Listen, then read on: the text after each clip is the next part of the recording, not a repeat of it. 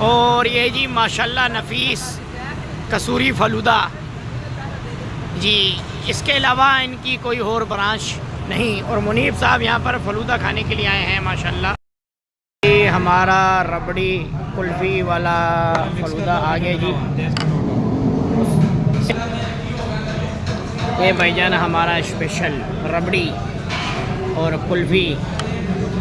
मुनीब साहब आज ये इशरा में आई हैं जी। ये बहुत मशहूर व मरूफ शॉप है यहाँ की माशाल्लाह। देखें इनकी सेटिंग वगैरह बहुत खूबसूरत है माशाल्लाह और ब्यूटीफुल शॉप है यहाँ पर। मुनीब भाई आपको मज़ा आया कि नहीं? मिक्स तो करो ना, मिक्स करोगे तो आपको पता लगेगा ना भाई कैसा है तो कैसा नहीं।